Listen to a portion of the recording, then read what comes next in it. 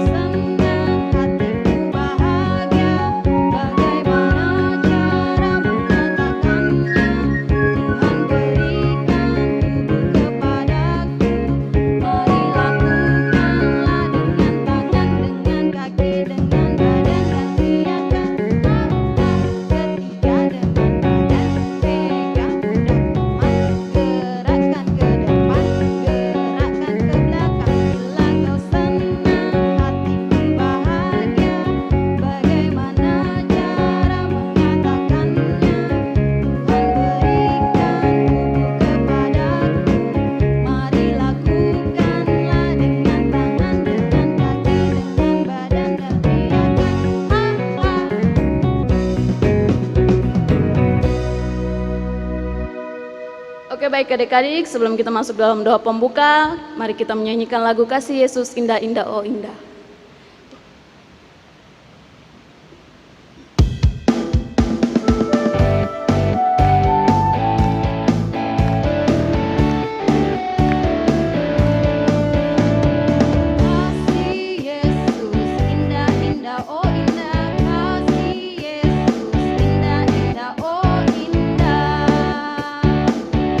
Lebih indah dari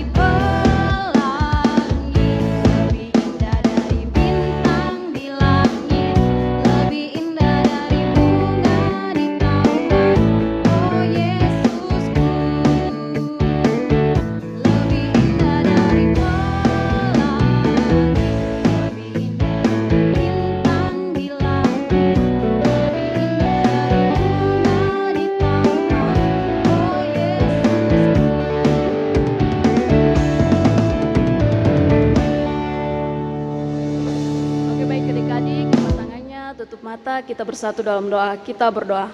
Terima kasih Tuhan Yesus yang baik, karena Engkau sudah menjaga kami selama 1 minggu lamanya. Dan pada pagi hari ini kami akan beribadah kepadamu. Kiranya ibadah kami ini boleh berjalan seturut dengan kehendak Tuhan. Hanya di dalam nama Tuhan Yesus kami berdoa. Amin.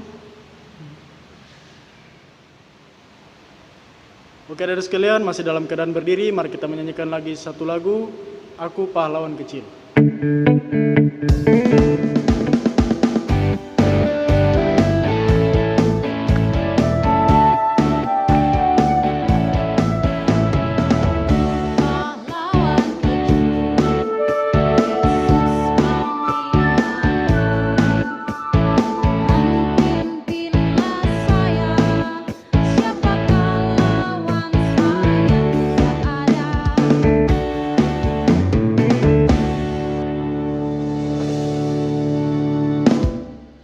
Saudara sekalian, dipersilakan duduk.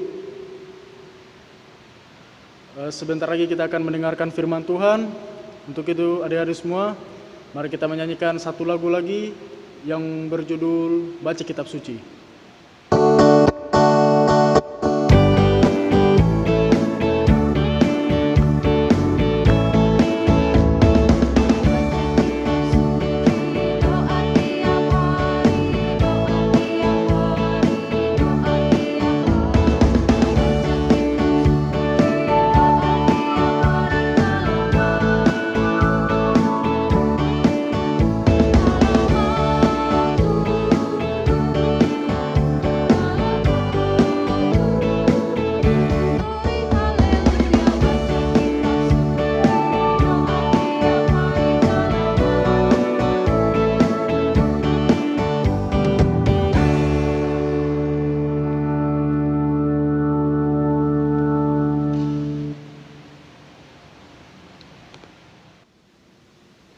Shalom adik-adik, selamat pagi. Pada kesempatan ini kita akan mau mendengarkan firman Tuhan. Kita mau belajar bersama-sama tentang firman Tuhan. Nah, untuk itu sebelumnya kita mau minta pertolongan di dalam doa. Kita berdoa, lipat tangan, tutup mata dan tunduk kepala, kita berdoa. Tuhan Yesus yang baik, terima kasih Tuhan atas segala kasih-Mu dalam kehidupan kami. Pada kesempatan ini Tuhan, kami mau belajar tentang firman-Mu. Berkati kami semua Tuhan, supaya kami boleh mendengar dengan baik, boleh melakukan firman-Mu ini dalam kehidupan kami sehari-hari. Tuhan Yesus berkati juga kakak kita yang akan memberitakan firman-Mu, biarlah firman-Mu ini boleh tersampaikan dengan baik dan benar seturut dengan kehendak-Mu. Inilah seluruh sembahyang kami Tuhan, dalam Kristus Yesus kami berdoa. Amin. Nah adik-adik yang kekasih dalam Tuhan, pada pagi hari ini kita akan membaca dan mendengarkan tentang kebenaran firman Tuhan yang terdapat dari Kisah Para Rasul 19. Kisah Para Rasul 19 ayat 1 sampai dengan ayatnya yang ke-20. Sekali lagi kali kita sampaikan pada Kisah Para Rasul 19 ayat 1 sampai dengan ayatnya yang ke-20 dengan tema Kuasa Allah nyata dalam kehidupan orang yang percaya. Kuasa Allah nyata dalam kehidupan orang percaya. Nah, kakak kita akan bacakan, adik-adik di rumah boleh mengikuti, dan yang belum bisa baca boleh mendengarkan dengan baik. Kisah Para Rasul 19 ayat 1 sampai dengan ayatnya yang ke-20. Paulus di Efesus. Ketika Apolos masih di Korintus, Paulus sudah menjelajah daerah-daerah pedalaman dan tiba di Efesus. Di situ didapatinya beberapa orang murid. Katanya kepada mereka, "Sudahkah kamu menerima Roh Kudus ketika kamu menjadi percaya?" Akan tetapi mereka menjawab dia, "Belum. Bahkan kami belum pernah mendengar bahwa ada Roh Kudus." Lalu kata Paulus kepada mereka, "Kalau begitu, dengan baptisan manakah kamu telah dibaptis?" Jawab mereka, "Dengan baptisan Yohanes." Kata Paulus, "Baptisan Yohanes adalah pembaptisan orang yang telah bertobat, dan ia berkata kepada orang banyak bahwa mereka harus percaya kepada Dia yang datang kemudian daripadanya, yaitu Yesus." Ketika mereka mendengar hal itu, mereka memberi diri untuk dibaptis dalam nama Tuhan Yesus. Dan ketika Paulus menupangkan tangan di atas mereka, turunlah Roh Kudus ke atas mereka, dan mulailah mereka berkata-kata dalam bahasa roh dan bernubuat. Jumlah mereka adalah kira-kira 12 orang. Selama 3 bulan, Paulus mengunjungi rumah ibadat di situ dan mengajar dengan berani. Oleh pemberitaannya, ia berusaha meyakinkan mereka tentang kerajaan Allah. Tetapi ada beberapa orang yang tidak tegar hatinya. Mereka tidak mau diyakinkan, malahan mengumpat jalan Tuhan di depan orang banyak. Karena itu, Paulus meninggalkan mereka dan memisahkan murid-muridnya dari mereka, dan setiap hari berbicara di ruang kuliah Tiranus. Hal ini dilakukannya 2 tahun lamanya, sehingga semua penduduk Asia mendengar firman Tuhan, baik orang Yahudi maupun orang Yunani. Oleh Paulus, Allah mengadakan mujizat-mujizat yang luar biasa. Bahkan orang membawa sapu tangan atau kain yang pernah dipakai oleh Paulus dan meletakkannya atas orang-orang sakit, maka lenyaplah penyakit mereka dan keluarlah roh-roh jahat. Ayatnya yang ke-13, juga beberapa tukang jampi Yahudi yang berjalan keliling di negeri itu mencoba menyebut nama Tuhan Yesus atas mereka yang kerasukan roh jahat dengan berseru katanya, "Aku menyumpahi kamu demi nama Yesus yang diberitakan oleh Paulus." Mereka yang melakukan hal itu ialah 7 orang anak dari seorang imam kepala Yahudi yang bernama Skewa. Tetapi roh jahat itu menjawab, "Yesus aku kenal dan Paulus aku ketahui, tetapi kamu, siapakah kamu?" Dan orang yang dirasuk roh jahat itu menerpa mereka dan menggagahi mereka semua dan mengalahkannya, sehingga mereka lari dari rumah orang itu dengan telanjang dan luka-luka. Hal itu diketahui oleh seluruh penduduk Efesus, baik orang Yahudi maupun orang Yunani.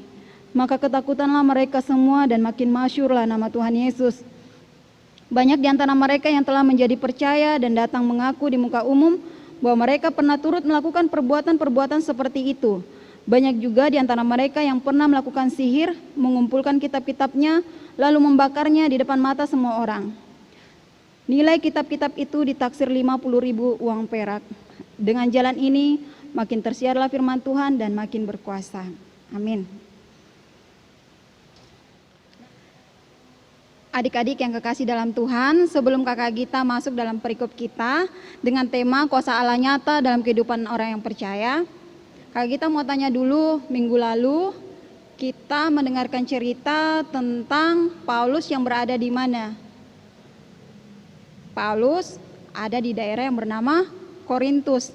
Nah adik-adik, Paulus tidak berhenti sampai di situ saja. Ia pergi ke pedalaman, bahkan sampai di daerah yang bernama Efesus. Di sana ia menjumpai murid-murid Tuhan Yesus yang berjumlah 12 orang. Lalu Paulus memberitakan Injil kepada mereka, lalu mereka memberikan diri untuk dibaptis dalam nama Yesus. Nah adik-adik, pada saat Paulus membaptis mereka dalam nama Tuhan Yesus, maka Roh Kudus turun atas mereka sehingga mereka mampu melakukan nubuat-nubuat dan juga mampu berbicara dalam bahasa roh. Adik-adik, mereka melayani, memberitakan tentang kerajaan Allah ini di beberapa tempat. Mereka masuk ke dalam rumah-rumah ibadat dan Paulus juga memberitakan tentang kerajaan Allah ini di ruang kuliah Tiranus. Sehingga semua orang Asia mendengarkan tentang pemberitaan firman Tuhan ini, baik itu orang Yahudi maupun Yunani. Nah adik-adik yang kekasih dalam Tuhan, seperti di Korintus, di Efesus juga pemberitaan ini tidak berjalan mulus karena banyak saja orang-orang yang tidak suka atas pemberitaan ini. Mereka iri, mereka tidak suka. Seperti ada 7 orang yang merupakan anak dari imam kepala Yahudi yang bernama Skewa. 7 orang ini tidak suka terhadap pelayanan ini dan mau menggunakan nama Tuhan Yesus atas mereka. Nah, tahukah adik-adik apa pekerjaan dari 7 orang ini? Pekerjaannya adalah tukang jampi, atau bisa disebut dukun, atau bisa disebut tukang sihir. Nah, itu pekerjaan mereka. Mereka mau mencoba untuk menggunakan juga nama Tuhan Yesus. Nah, adik-adik, mereka mencobanya pada seorang yang sedang kerasukan roh jahat. Adik-adik yang kekasih dalam Tuhan, pada saat mereka bertemu dengan orang yang kerasukan roh jahat ini, orang ini berkata bahwa aku menyumpahi kamu di dalam nama Yesus yang diberitakan oleh Paulus itu. Tapi tahukah adik-adik apa yang dikatakan oleh roh jahat itu kepada mereka? Roh jahat itu berkata, aku mengenal Yesus dan aku mengetahui Paulus, tapi siapakah kamu? Adik-adik yang kekasih dalam Tuhan, bukannya roh jahat ini takut, tapi justru roh jahat ini menyerang mereka yang para tukang sihir ini. Sehingga para tukang sihir ini menjadi terluka-luka, ketakutan, dan lari dalam keadaan telanjang. Nah, pada saat itu terjadi, adik-adik yang kasih dalam Tuhan, semua orang yang ada di situ ketakutan dan mulai percaya kepada Tuhan Yesus, mulai percaya kepada kuasa Allah yang diberitakan oleh Paulus dan murid-murid yang lain. Sehingga adik-adik yang kasih dalam Tuhan, mereka mau memberikan diri untuk menjadi pengikut Tuhan. Bahkan ada adik-adik tukang-tukang sihir yang lain yang ada di tempat itu mau menyerahkan kitab-kitab mereka atau buku-buku mereka untuk dibakar. Adik-adik yang kasih dalam Tuhan, setelah kejadian ini maka termasyurlah nama Allah di tempat itu. Nah, adik-adik yang kekasih dalam Tuhan, pada kesempatan ini kita mau belajar pertama bahwa Roh Kudus akan selalu ada bersama-sama dengan orang yang percaya, termasuk kita, yaitu termasuk adik-adik, termasuk kakak kita juga. Nah, Roh Kudus ini akan memampukan kita untuk melakukan perbuatan-perbuatan baik dalam kehidupan kita. Yang kedua, kita mau belajar untuk tidak menyebut nama Tuhan Yesus dengan sembarangan, seperti tukang-tukang sihir tadi. Tidak boleh menyebut nama Tuhan Yesus dengan sembarangan. Contohnya seperti apa? Adik-adik yang kasih dalam Tuhan, kadang-kadang kita saking takutnya lalu mau bersumpah atas nama Tuhan. Sumpah disebutkan, itu nggak boleh ya. Atau kita melakukan hal-hal yang tidak sepantasnya lalu menyebut-nyebut nama Tuhan Yesus. Nah, kita itu menyebutkan nama Tuhan Yesus pada saat kita memuji nama Tuhan, berdoa kepada Tuhan, kita memberkati orang atau mendoakan orang, kita menyebut nama Tuhan Yesus. Pada intinya adalah pada saat kita menyebutkan nama Tuhan Yesus, kita harus memuliakan nama Tuhan Yesus. Nah, adik-adik, kita mau belajar bahwa tidak boleh menyebut nama Tuhan Yesus dengan sembarangan, karena Tuhan akan menghukum orang yang berbuat seperti itu. Nah, adik-adik, pelajaran yang ketiga adalah jadilah anak-anak Tuhan yang berani melakukan perbuatan-perbuatan baik sehingga nama Tuhan dipermuliakan. Nah, adik-adik yang kasih dalam Tuhan, itu tadi pelajaran yang kita boleh pelajari dari firman yang kita dengarkan pada pagi hari ini. Amin firman Tuhan. Shalom. Baik adik-adik, kita telah mendengarkan cerita tentang firman Tuhan yang disampaikan oleh kakak Gita pada pagi hari ini. Untuk itu saya undang adik-adik di rumah untuk bangkit berdiri. Kita menyanyi lagu yang berjudul Dalam Nama Tuhan Yesus, yang menandakan bahwa ada kuasa dalam nama Tuhan Yesus.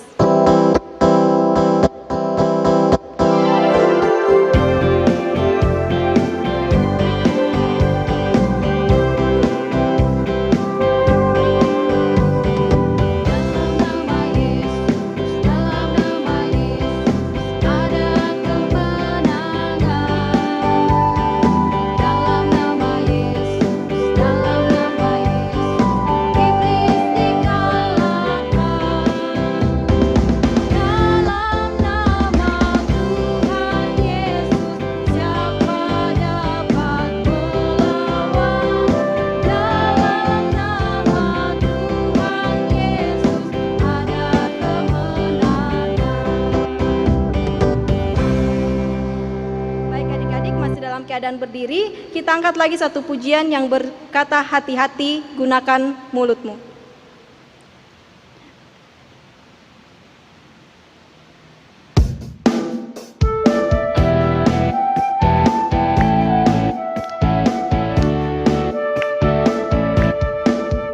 Hati-hati gunakan tanganmu.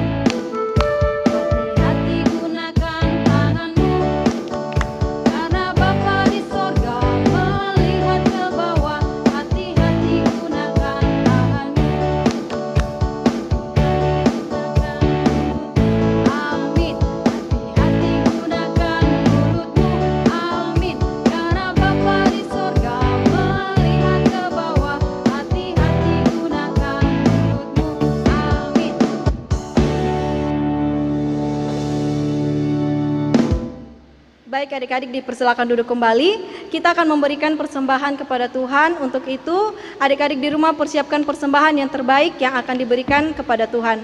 Untuk mengiringi persembahan kita di pagi-pagi hari ini, kita menyanyi lagu yang berkata, Aku bawa dan berikan persembahanku.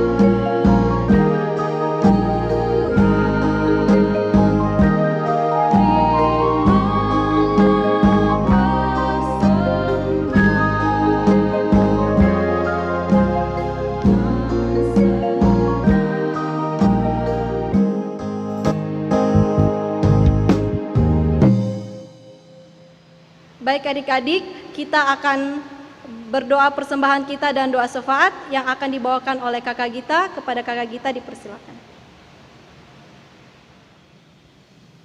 Adik-adik yang kasih dalam Tuhan, tiba saatnya kita akan doa syafaat, kita akan mendoakan teman-teman kita akan mendoakan orang-orang yang sakit, dan kita juga akan mendoakan persembahan yang sudah kita kumpulkan bersama-sama.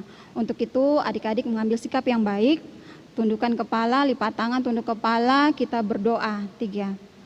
Tuhan yang Maha Kasih, terima kasih sudah menyertai kami dari awal sampai hampir selesainya ibadah kami pada pagi hari ini Tuhan.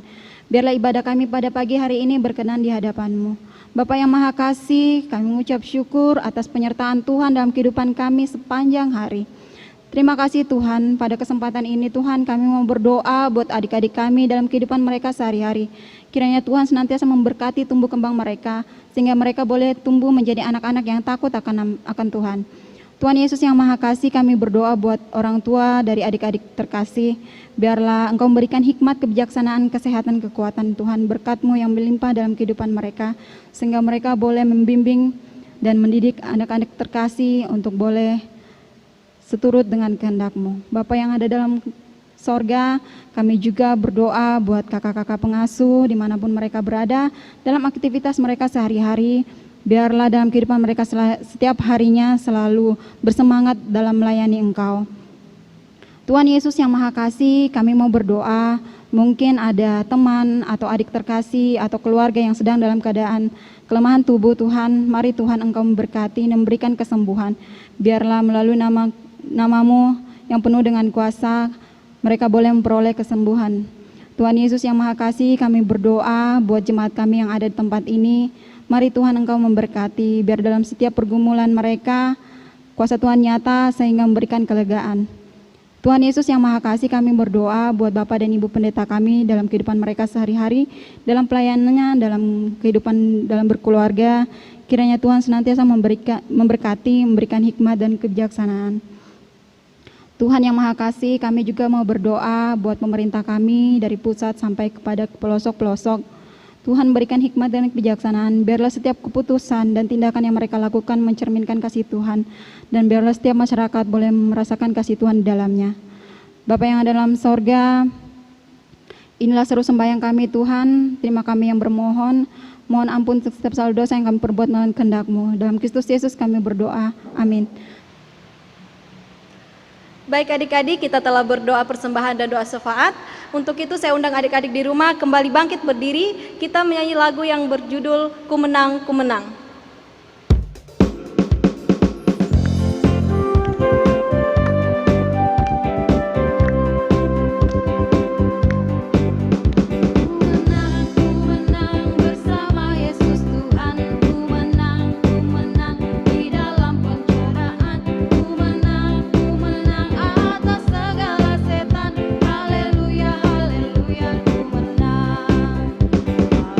Haleluya, Dia bangkit.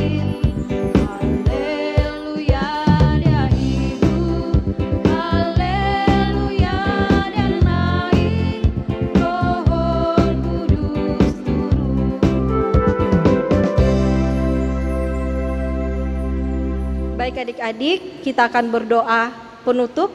Mari kita ambil sikap berdoa, kita berdoa kepada Tuhan. Tuhan Yesus yang baik, terima kasih Tuhan, pada pagi hari ini kami telah selesai beribadah Tuhan. Kiranya Tuhan kami boleh melaksanakan kehidupan kami selanjutnya, dan kiranya Engkau selalu menyertai kami sampai selama-lamanya. Amin. Masih dalam keadaan berdiri, kita akan menutup segala rangkaian ibadah kita pada pagi hari ini. Untuk menutup ibadah kita, mari kita menyanyi lagu Mars Par.